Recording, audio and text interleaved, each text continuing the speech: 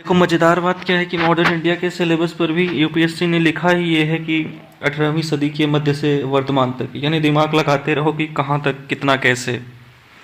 जैसे हमने कहा ना कि आप यूपीएससी ने इसको फंसा के रखा हुआ है। कोई भी क्वेश्चन पूछ दे कि तो आप ये ना कह सकें कि ये सिलेबस से बाहर आ गया है। ठीक है, लिखा ही गया है कि एक लाइन में वर्तमान तक, और कुछ नहीं लिखा है कि उसमें बस महत्वपूर्ण घटनाएं, व्यक्तित्व, मुद्दे, विविध चरण, कौन सा व्यक्ति, कौन सी घटना, आप आकलन करो महत्वपूर्ण घटनाएं कौन कौन सी हैं, बस इतना लिख के छोड़ दिया गया है। ठीक है, तो इसका सिंपल सा तरीका होता है कि भाई पीटी और मेंस दोनों की इंक्लूड करूं तो मॉडर्न इंडिया आपका ये 3 भागों में डिवाइड हो जाएगा। पहला पार्ट जो मैं कवर करूंगा वो होगा 1750 से 1857 तक। 1750 से 1857। इसमें सबसे पहले क्या पढ़ेंगे हम? ब्रिटिश विस्तार।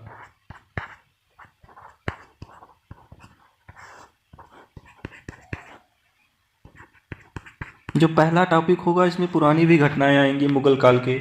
एक दो दिनों तक वो थोड़ा पीछा करते रहेंगी, एक डेढ़ क्लास के बाद वो साथ छोड़ देंगी, फिर उसको हम आगे देखेंगे। तो जब जब पीछा करेंगी तो मैं आपको उसको संभाल करके आपको बता दूंगा।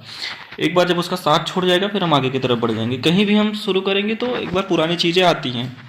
ये मुगल काल का है तो यहाँ चर्चा तो होगी मुगलों की थोड़ी बहुत। अभी आप मुगलों के बारे में बहुत आप जानते नहीं हैं। जब हम मिडाइवल पढ़ेंगे तो वहाँ हम आपको मुगलों के बारे में बताएंगे। तो जब मैं कहता हूँ कि आप जानते नहीं हैं तो जो इतिहास जानते हैं आप उसे अन्यथा नहीं लेंगे, आप बुरा नहीं मानेंगे। मेरा उद्देश्य ये बिल्कुल नहीं है कि आप नहीं जानते हैं, बस मैं ये कहने के लिए कह रहा हूँ। भाई मैं ये मान के चल रहा हूँ कि एक भी स्टूडेंट अगर ऐसा है जिसको कुछ भी नहीं आता है, उसको एग्ज़ाम तक जाना है, तो मैं उसे टारगेट कर रहा हूँ। ठीक है, जिसको कुछ भी नहीं आता इतिहास के बारे में मैं उसको टारगेट करके चल रहा हूँ। ठीक है, ये चलेगा। इसमें 2-3 लेक्चर ब्रिटिश विस्तार में जाएंगे।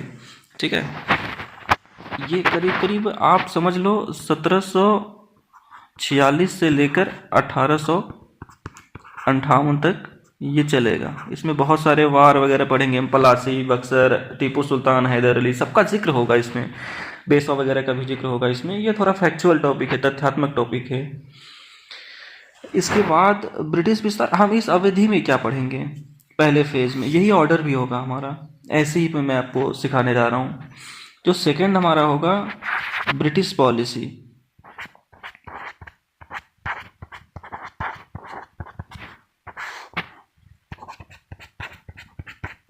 तो अंग्रेजों ने हिंदुस्तान को जीत लिया 100 वर्षों में, लगभग हिंदुस्तान, पाकिस्तान, बांग्लादेश सब जीत लिया उन्होंने। तो जीतने के बाद उन्होंने क्या किया कि पहला ही लक्ष्य था कि भारत को लूटना। तो ठीक है, लूटने के लिए उनकी हम पूरी आर्थिक नीति पढ़ेंगे। आर्थिक नीति ऑर्डर भी यही रहेगा। जिस किसी भी स्टूडेंट को पहले से पढ़ के आना हो कि अब आगे क्या पढ़ाया जाएगा, वो ऑर्डर क्लियर रहेगा। इसी ऑर्डर में क्लास जो है आपकी वो होगी। ठीक है, तो इकोनॉमिक पॉलिसी। इकोनॉमिक पॉलिसी में भी अलग अलग इसके एंगल होते हैं। कृषि के क्षेत्र में अंग्रेजों का क्या नज़रिया था? ठीक है, जैसे लैंड रेवेन्यू पॉलिसी है, कमर्शियलाइजेशन ऑफ एग्रीकल्चर है। 2003 में इसमें एक पीटी पे सवाल पूछा गया है, प्रीलिम्स में भी क्वेश्चन आया है। सॉरी, 2018 में कृषि से एक सवाल आया है, बड़ा सिंपल था वो, क्या प्रभाव हुआ तो उसमें लिखना था। कृषि के बाद उद्योग भी पढ़ेंगे। अंग्रेजों ने भारतीय उद्योग को कैसे बर्बाद किया और अंग्रेजों के समय में ही आधुनिक उद्योग की नींव कैसे पड़ी। हम कोई भी टॉपिक पढ़ेंगे, जैसे कृषि है तो थोड़ा सा कंक्लूड करेंगे कि 1947 तक फाइनली कृषि कैसी थी। तो जो चुनौती थी उसी चुनौती को नेहरू जी आगे लेकर के जाएंगे। हर टॉपिक को हम 47 तक एक समझ बनाएंगे, तभी आज़ादी के बाद हम नेहरू की पॉलिसी जो है उस पर ऊपर बेटर तरीके से समझ पाएंगे। ये जो चैलेंजेज होता है जो उसी को प्रधानमंत्री एड्रेस करेंगे, दूर करेंगे।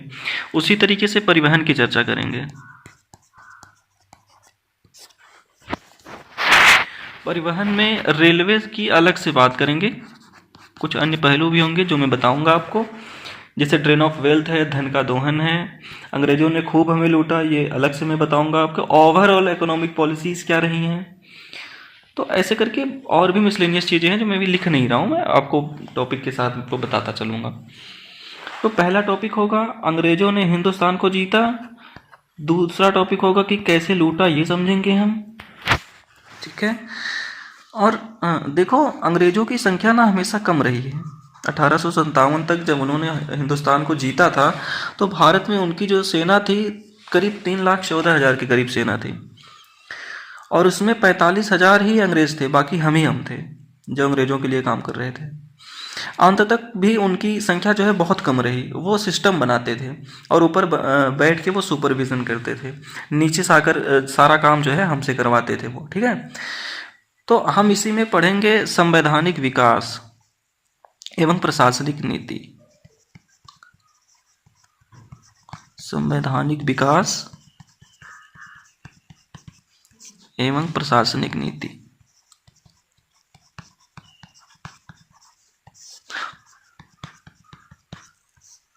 हमें एक्ट पढ़ना होता है, रेगुलेटिंग एक्ट, टेरा का चार्टर एक्ट, ये सब हम पढ़ेंगे।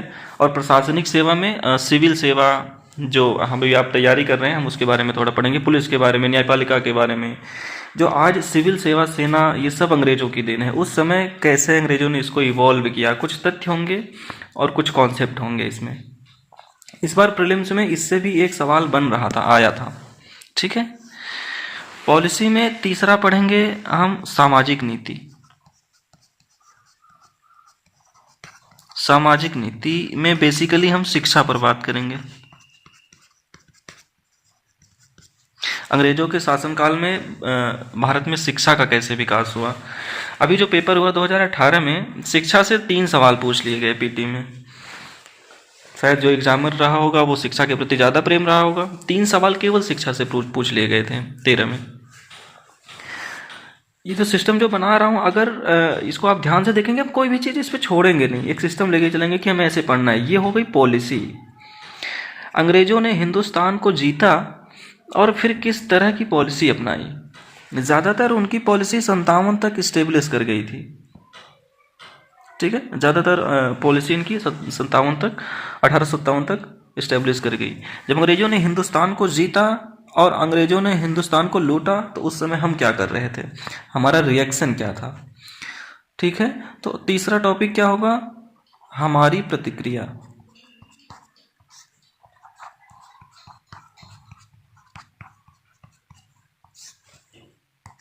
तो तीसरा टॉपिक क्या होगा, हमारी प्रतिक्रिया। हमारा रिएक्शन क्या रहा। हमारी प्रतिक्रिया में 2 तरीके से इसका हम अध्ययन करेंगे। एक हिंसक, ठीक है। हिंसक की जब हम बात करेंगे तो नागरिक विद्रोह,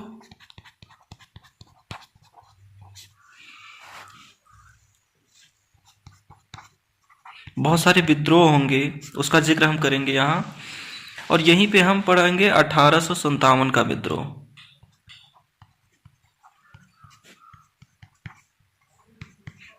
यानी अंग्रेजों ने जिन जिन क्षेत्रों को जीता वहां पर लोगों ने विरोध किया, और विरोध में जो सबसे बड़ा विरोध था वो 57 का विरोध था। तो 57 के विरोध पे कम से कम 2-3 लेक्चर लग जाएंगे। बहुत इंपॉर्टेंट टॉपिक भी है, पीटी और मेंस दोनों पॉइंट ऑफ व्यू से। उसमें बहुत सारे डिबेट हैं, मेंस में बहुत सारे क्वेश्चंस की संभावनाएं उस पर बनती हैं 57 के रिवोल्ट पे। केवल हिंसक ही नहीं, धीरे धीरे अंग्रेजों के आने के बाद शिक्षा भी आ गई और पढ़े लिखे भारतीयों ने भी जागरूकता और कुछ बदलाव शुरू किए। तो हमारी अहिंसक प्रतिक्रिया क्या थी, यहां हम चर्चा करेंगे सामाजिक धार्मिक सुधार आंदोलन की।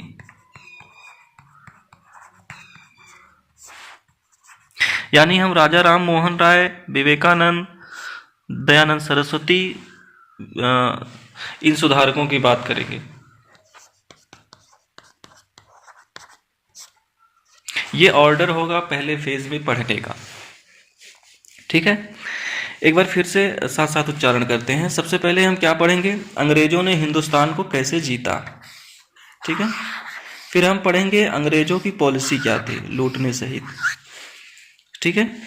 फिर अंग्रेजों ने जीता और लूटा, फिर हमारा रिएक्शन कैसा था उस पर। तो नागरिक विद्रोह हैं, छोटे छोटे विद्रोह हैं, उनका जिक्र करेंगे। और फिर 57 का। फिर जो पढ़े लिखे लोग जो समाज में उभर कर आने लगे, उन्होंने समाज धर्म में बदलाव शुरू किया। इसी बदलाव के साथ राजनीतिक संस्था और राष्ट्रीय चेतना और आज़ादी की लड़ाई भी शुरू हुई। ठीक है, तो पहला फेज इस तरह से चलेगा। 57 ऐसा नहीं है कि 57 है, चीज़ें आगे भी रहेंगी, बस ये चीज़ें सुविधा के लिए मैंने बांट रखी है। Clear topic? ये ऑर्डर भी रहेगा आपका पढ़ने का, तो कोई हमसे ये पूछेगा नहीं कि कल क्लास क्या होगी, आप पहले से पढ़ के आएंगे अगर आपको पढ़ के आना है तो। ठीक है, आपके सामने बिल्कुल मैंने क्लियर कर दिया है कि आप अपने हिसाब से इसको पढ़ करके अवेयर होके आ सकते हैं तो आएंगे आप। ठीक है, जो दूसरा फेज है हमारा,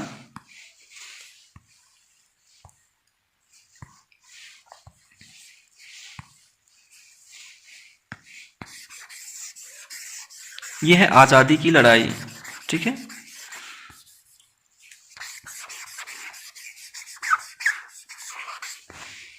यह है आज़ादी की लड़ाई 1857 से 1947 तक।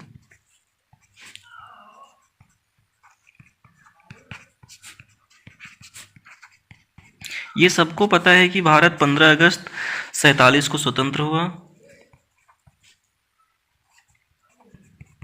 आज़ादी में किस व्यक्ति, संगठन, संस्था, किसका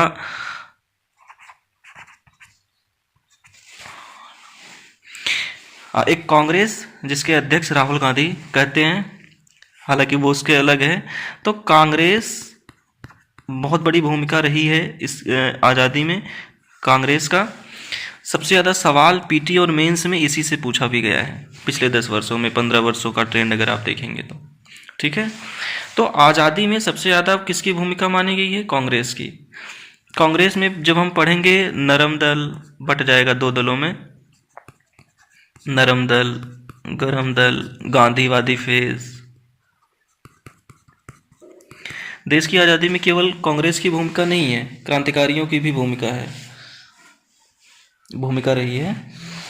बहुत सारे क्रांतिकारी थे जो बहुत कम आयु में, जो 15, 16, 17 वर्ष की आयु में इन्होंने वो कारनामा किया। 24, 25 तो खैर मुश्किल से ही किसी की आयु थी।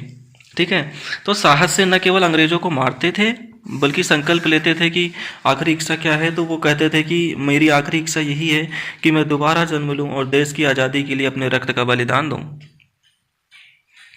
तो क्रांतिकारियों के बारे में हम अध्ययन करेंगे, तो इसको हम क्रांतिकारी राष्ट्रवाद कहते हैं।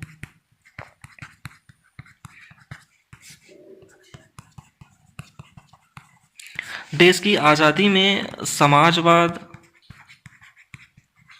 साम्यवाद या वामपंथ, देश की आज़ादी में इनकी भी भूमिका रही है। इन सबको हम कहते हैं कि राष्ट्रीय आंदोलन की धाराएं। ठीक है, 15 अगस्त 47 तक ले जाने में कांग्रेस, क्रांतिकारी, समाजवादी, राम मनोहर लोहिया, जयप्रकाश नारायण, इन सब का तो नाम सुना ही है। ये सब समाजवादी वाले श्रेणी में आते हैं, और जिनका नहीं है उनके बारे में भी थोड़ा सा हम अन्य करके कुछ लोगों के बारे में हम और थोड़ा जानकारी रखेंगे। इसमें हम किसानों की भी चर्चा करेंगे, जनजातीय आबादी की भी बात करेंगे, दलितों पर भी चर्चा होगी, जो रियासत रह गए थे उसकी भी बात करेंगे, मजदूरों की भी चर्चा होगी इत्यादि। देश की आज़ादी में अलग अलग वर्गों का क्या कंट्रीब्यूशन था हम ये भी पढ़ेंगे, और भी इसमें बहुत पूंजीपति भी आएंगे। जब मैं कराऊंगा तो फिर मैं और बताऊंगा आपको इसके बारे में। कम से कम मैं ये चाह रहा हूँ कि पहले दिन एक डायरेक्शन क्लियर हो जाए कि मॉडर्न इंडिया में हमें ये पढ़ना है।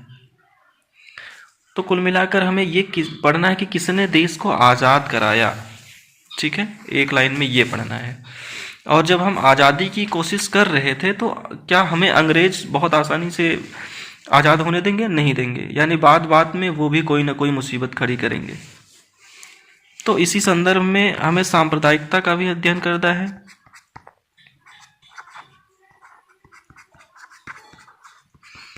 और 1909 से लेकर 1935 तक के अधिनियम का अध्ययन करना है।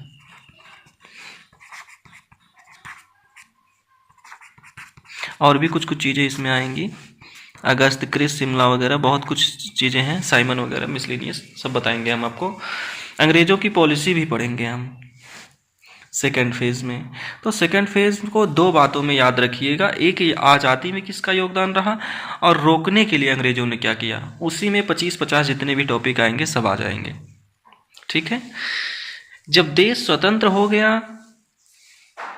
1947 से वर्तमान तक कह रहा है सिलेबस। ठीक है, 1947 से वर्तमान तक इसमें सिलेबस कह रहा है कि देश को कैसे मजबूत किया गया, सुदृढ़ीकरण। वल्लभ भाई पटेल ने यदि 562 रियासतों को मिलाया तो कैसे। ठीक है, 1947 से वर्तमान तक सिलेबस जो कह रहा है सुदृढ़ीकरण, कंसोलिडेशन, और सिलेबस कह रहा है पुनर्गठन। बस इतना कह के छोड़ दिया है। जब मैं इस पे क्लास लूँगा तो मैं आपको स्टेप बाय स्टेप बताऊँगा कि इसमें कौन कौन से 8-10 टॉपिक कम से कम पढ़ने चाहिए। ठीक है, तो ये जो सिलेबस है आपका, वहाँ तक आपका एक मेंस का सिलेबस है और प्रीलिम्स का आपका कहता है 1750 से 1947 तक पढ़ने के लिए। ऐसा कोई नियम नहीं है, जो मेंस का सिलेबस है उससे प्रीलिम्स में कोई सवाल नहीं आया। यूपीएससी बहुत बेधड़क पूछती है, ऐसा कुछ मत सोचिएगा कि सवाल नहीं आ सकते, कहीं से भी आ सकता है सवाल। तो मॉडर्न इंडिया को हम इसी ऑर्डर में पढ़ने जा रहे हैं। पहले देश को हम आज़ादी दिलवा दें, पहले देश को गुलाम बनाएंगे मिल करके, फिर देश को स्वतंत्र भी कराएंगे। पहले हम उसकी बात कर लें, फिर उसके बाद इसमें हम बताएंगे कि किसमें क्या क्या टॉपिक है।